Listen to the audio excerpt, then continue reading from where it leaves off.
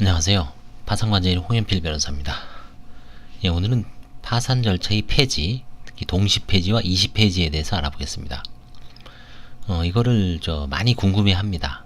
일반 채무자들이 이제 자기 사건을 검색하면서 이제 뭐 관제인 조사를 다 끝났습니다. 그래서 집회도 1회 집회도 다녀왔습니다. 그리고 나서 이제 조금 있다가 딱 검색을 해보면 파산 절차 폐지, 이시 폐지. 이게 뭐지? 무슨 얘기지? 뭐 끝났다는 건가? 아니면 면책은 도대체 어떻게 되는 거야?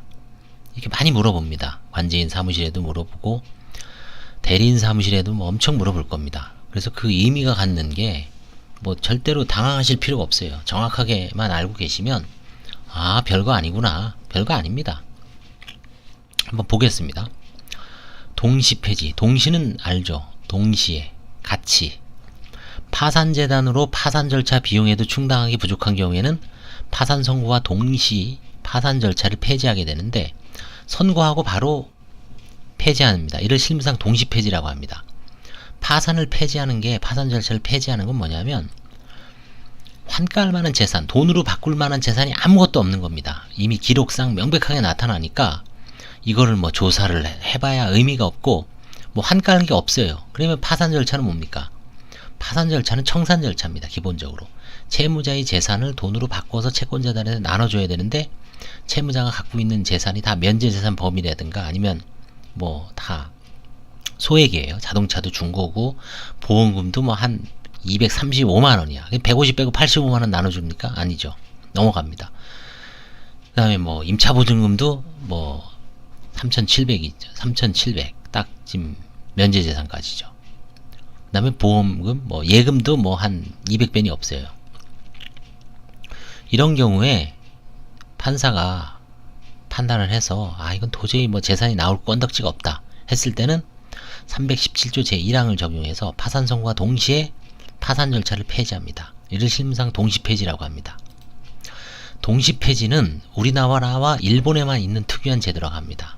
일본에서 만드는 거를 우리나라가 수입한 거죠. 결국 또 파산법을 1961년인가 그때 도입하면서 일본 애들이, 일본도 이제 유럽이나 독일이나 불란서 쪽에서 이제 기본적으로 파산법을 도입을 한 다음에 나중에는 이제 일본에서 또 영향을 받았죠.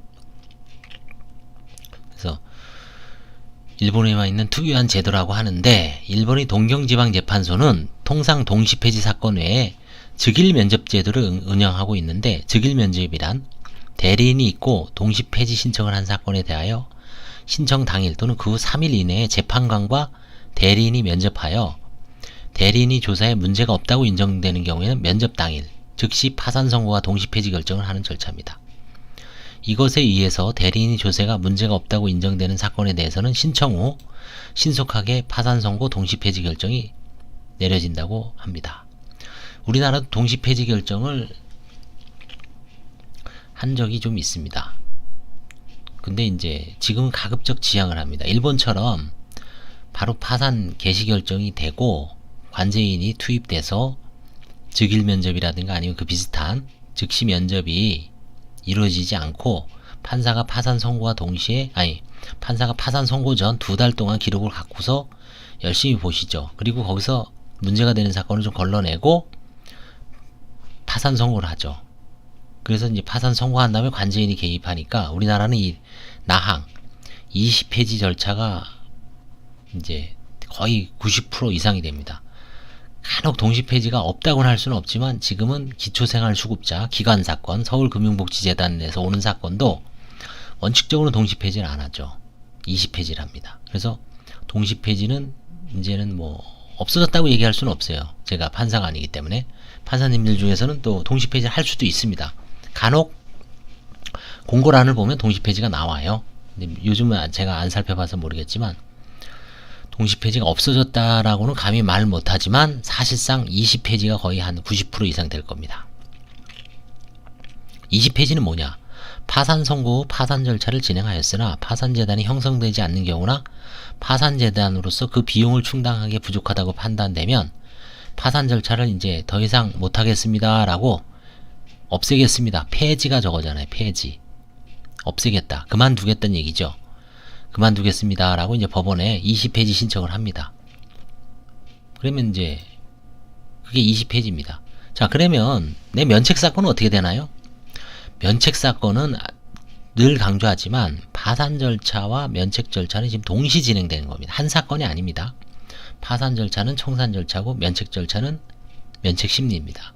그렇기 때문에 파산 절차는 이제 동시 폐지든 20폐지든 종결되면 면책 절차는 그 다음부터는 주로 면책 심리에 들어가죠. 그래서 채권자가 이의가 있는지, 그 다음에 관제인이 조사 과정 속에서 뭔가 문제가 있는지를 보고, 통상 동시 폐지나 20폐지가 되면 한 50% 이상 사건은 면책이 됩니다. 조사해봐야 아무것도 없거든요. 그 다음에 그 중에 한 20-30% 사건은 뭔가 송달이 안 돼, 채권자한테 의견 개진할 기회를 줘야 되거든요. 설사 안 하더라도. 그래서 채권자 송달이 좀 더뎌서 이제 파산은 폐지가 됐지만 면책이 조금 질질 끌리는 경우가 있고요. 그 다음에 이제 한 20-30% 사건은 뭡니까? 재산과 소득에 문제가 있거나 채무자가 과거 한 행위에 대해서 관제인이 부인권 행사를 하거나, 그 다음에 뭐 부동산을 매각을 하거나 현재 남아있는 잔존 재산이 있어서 환가를 진행해야 될 사건이 있죠. 그런 경우는 20폐지를 못하죠. 그런 경우에는 계속 이제 조사를 하거나 이제 환가를 진행하면서 추정을 시켜 놓든지 아니면 계속 진행을 하면서 관제인은 재산을 돈으로 바꾸는 절차를 하고, 나중에 이제 만약에 세금 빼고 우선 채권인 재단 채권을 빼고라도 채권자들한테 돌아갈 돈이 있으면 채권 조사 신청을 합니다. 시부인이라 그러죠. 그래서 채권 조사로서 채권을 확정한 다음에 그 채권자들한테 안분비례해서 나눠드립니다. 그러면 이제 나중에 절차가 종결되죠.